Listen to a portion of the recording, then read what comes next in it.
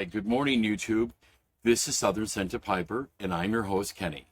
Today, we are going to be smoking one of the pipes I rarely smoke, and that is my Chacom, which I absolutely love the grain of this pipe. It's one of these pipes that I haven't smoked a lot because the few times I have tried it, the draw was a little tight. But I tried using it with the little stinger that comes in it. So today we're going to smoke it without the stinger, see if I like the draw more. It is a beautiful, beautiful piece, but we're going to see if we can get it smoking up to Ken's standard. It doesn't appear to need to be re-drilled. It's got a nice open when I go through the stummel. I think that was my only issue.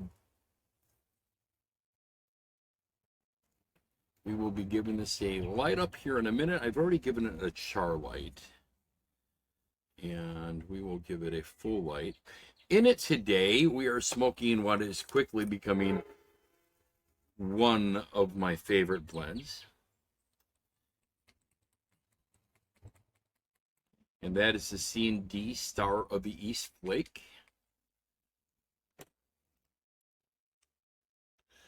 Let's get this tight.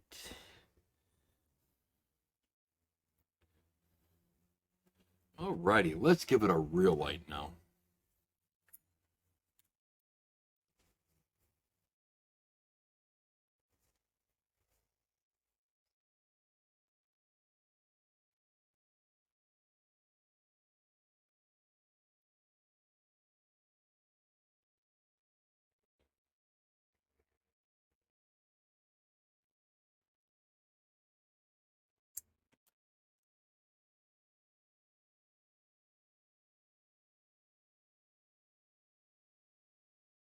Mmm. Mmm. Wow.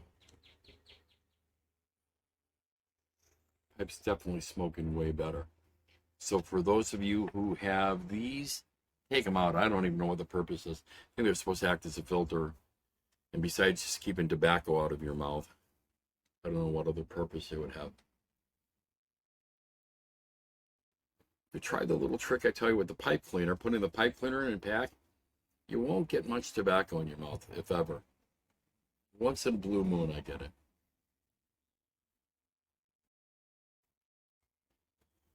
I want to show you all a few things. So, for those who are joining me for the first time and have never seen this particular tobacco, Star of the East, I'm going to pull out some of it, and you can see this beautiful, dark flake. What I do then is I rub it out, and yes, that's for the friend in the villages, DC, who gets a kick every time I use that phrase. But I rub it out, and I let it dry, and I let it dry fairly dry. I will take a picture of this, and I will post it, what it looks like rubbed out, in between segments. So right now, let me pause this and I'll show you a picture.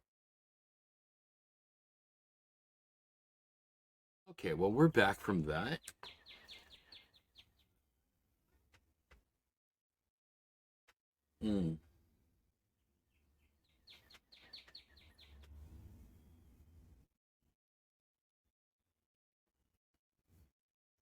This is nearly the perfect size billiard.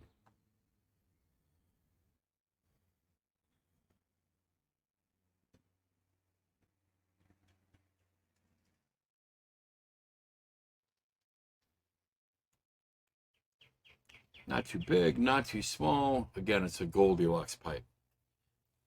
Just right.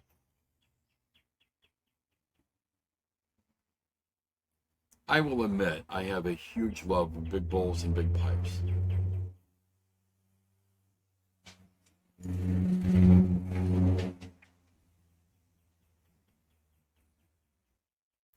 But that being said, there's something to be said about a standard size bowl. and a standard size pipe.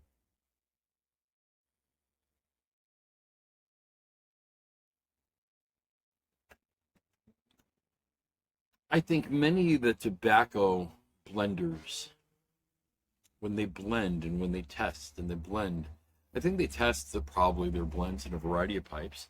But like everybody's, they've probably got their own handful of favorites. But I would guess, and I may be wrong on this assumption, that most pipe blenders probably blend their tobaccos to burn the most and have the most amount of flavor in this particular shape. And it doesn't matter if it's a straight pipe, if it's a bent pipe, if it's a quarter bent pipe, full bend, half bend. It doesn't matter if it's got a longer shank, a shorter shank, a longer stem, a shorter stem, but your basic billiard shape, which is exactly what a bing is, it is exactly what many of our pipes are. Canadians, most full bends, most half bends. You can, of course, find any of those with a variety of shaped bowls, from pot bowls to tulip shaped bowls to Dublins, you name it. But the classic billiard is something every pipe smoker should own. Every one of you. I resisted them for years. I thought they looked stupid. It's like, oh God, this is a TV dad's pipe. This is a My Three Sons pipe. This is a pipe an old codger's going to smoke. This isn't a pipe for, well, when I started smoking, a young musician, a young, writer, used to dabble in some writing, and my brother wrote a lot of the lyrics. He's actually very good at it. I was working on a kind of a fantasy sci-fi story with some friends when we were younger, and disappointed that we were writing it in three different pieces that we were going to kind of edit and put together with these various characters, and we were all responsible for our own character development. And we had kind of an outline of where the story was going to be and how the characters would interact, and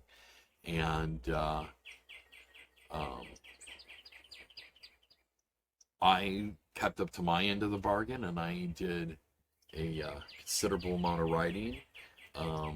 One of my friends did a considerable amount also, but one kind of let us down. So it is what it is. We've talked about it over the last 30 years. If we would ever revisit that project, I don't think so. I write some lyrics. I don't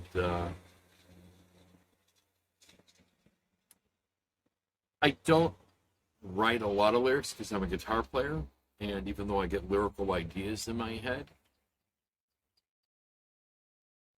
I think many of the lyrics I write sound a little too sing-songy, so I don't know. My lyrics don't really kind of fit kind of the styles of music that I usually enjoy listening to or playing.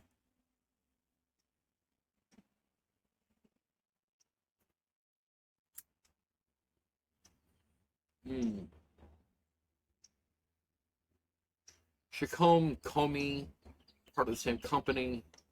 These pipes come from France, from St. Claude, one of the oldest pipe manufacturers in the world.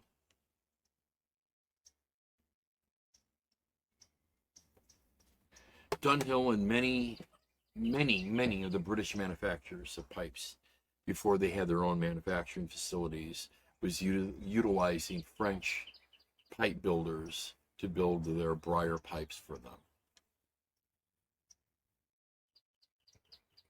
So these guys know what they're doing, and they know briar. And the advantage to these things, they're not terribly expensive, which shocks me. This is a beautiful cross grain.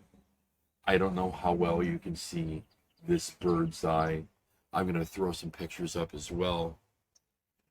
At the beginning of the video, you're going to see pictures of the pipe as well at the end of the video, so make sure you stay tuned for those.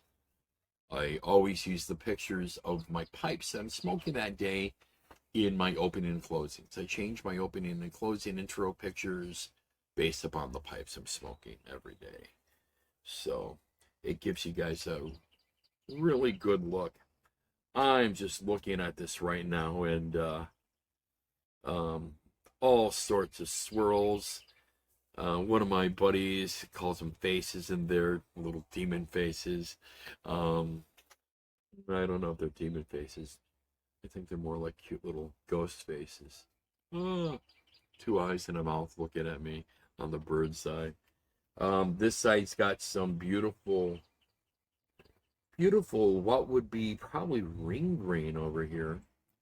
Hard to tell when they're smooth, but this definitely looks like it would have been ring grain. Got some beautiful straight flame grain on top.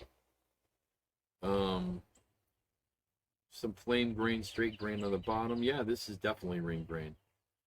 Ring grain, yeah, it's definitely a cross grain pipe. Ring grain here, some flame grain, some bird's eye. Just a gorgeous pipe. Depending upon the light, it can look very kind of ambery, or it can look more golden. In the bright light right now, I've got bright light coming on this side of me. It is definitely kind of a golden light brown, just gorgeous color, very much like a root pipe.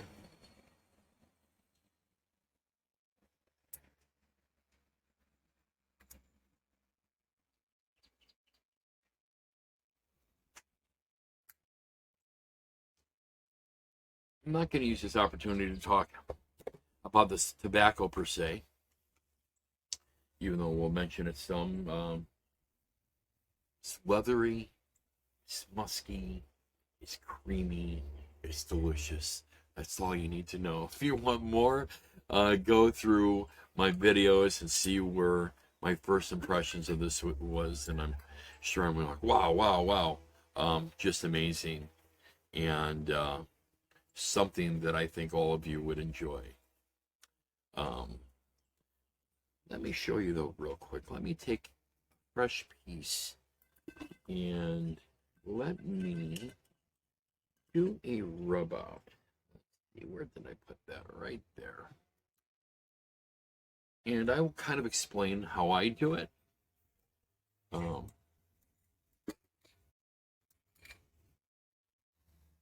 we're not going to take a lot. This is, I don't want to necessarily add much more of this into my Hen's blend jar.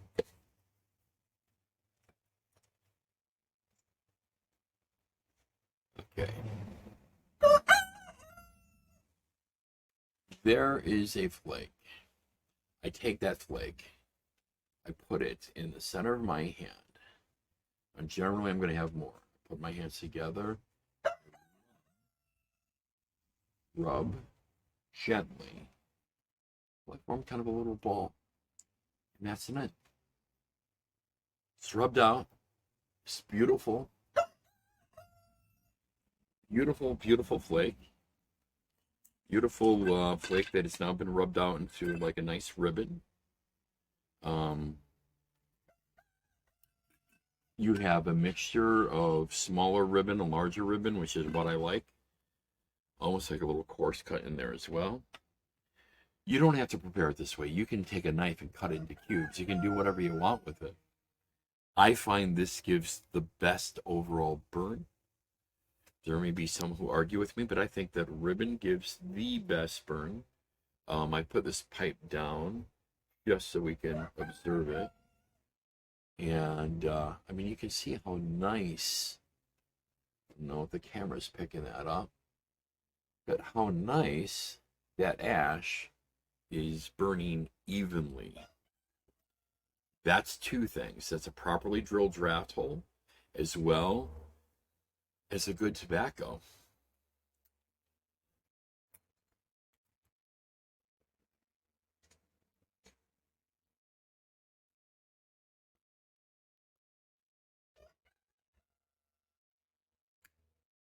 Mm.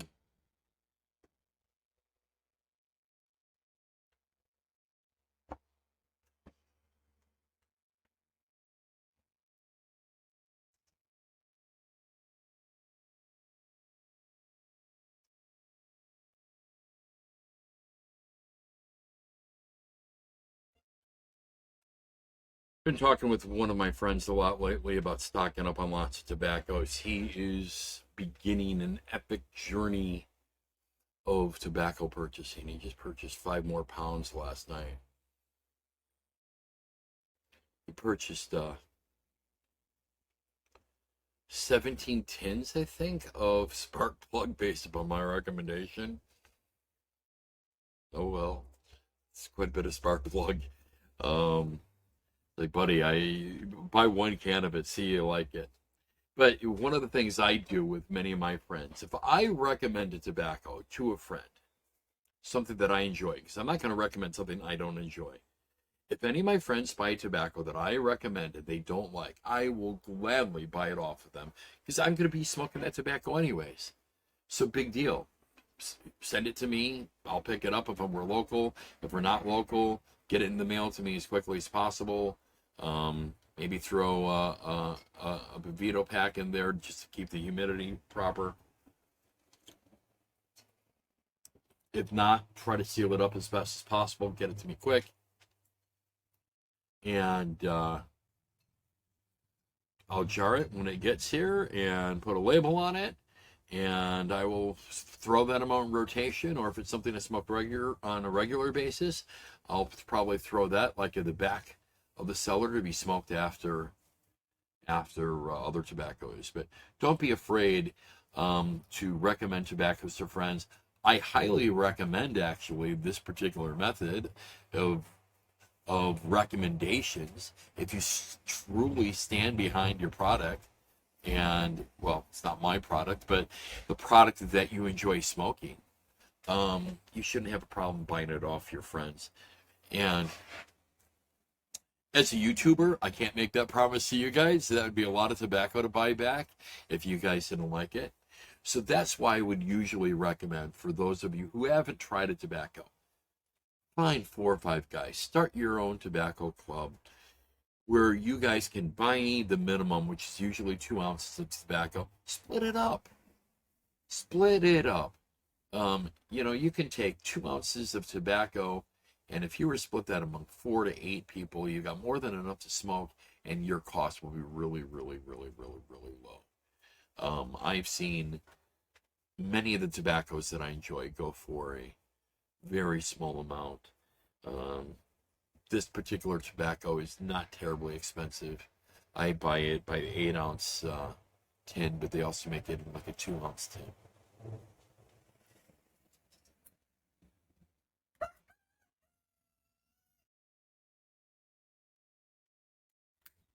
Hello, Mr. Rooster.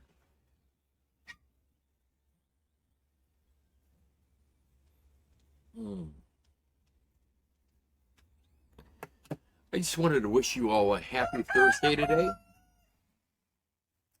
Show off this pipe a little bit. I wanted to give it a kind of a second chance. It was one of the ones I'm debating of throwing up on the chopping block, but I really couldn't because of how beautiful this pipe was, and it was very, very much an unsmoked pipe. I mean, I've had maybe 2 bowls out of this since I've owned it. But it's one of those pipes that you see and you go, oh my God. And I bought this pipe new. I've got the bag, I've got the box for it. And it's one of those pipes when I see the brand, it's like, I've got to own this pipe. I've got to own this pipe. I mean, the grain on this to me looks like some of the 50s Dunhills. And a 50s Dunhill in a condition like this, $600-700 maybe. This pipe, I don't know what they're going for new anymore, but I know they're under $100.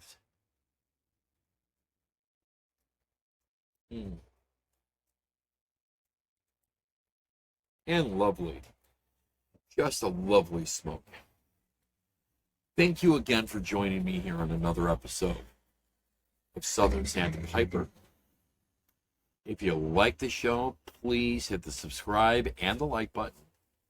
Hit the little notification if you want to be notified of when my videos are coming out. And please share this with your friends, with any of the groups you're in or forums you're on, so we can start really building a nice community of good, positive smokers who want to enjoy smoking a pipe, give a good impression of pipe smokers to the general public, and for us to just sit around and discuss and talk about the tobaccos and pipes that we like. I hope that you guys join me on this journey and that you will comment. I'd love to see more comments. I'm not seeing a lot of comments, which I am a little disappointed on. But I also understand that I've only got 104, 105 subscribers right now, which I am really happy that I've gotten such a short period of time. So again, I thank you all deeply from the bottom of my heart. But let's get a little bit more involved. I want to hear what you guys want to see out of me. Again, for any of you who are joining me for the first time, this is temporary, kind of the noise. I'm using some noise reduction software, which sometimes makes me sound robotic, depending on if trucks are coming by. I live in the country, but off of a main road. So my man cave is, at least I can start moving some stuff in there, even if I don't have it remodeled yet. It might be a little noisy out here, so hopefully you guys can tolerate that. Thank you again, and I will talk to you guys all tomorrow. Have a blessed day today, everyone. Take care.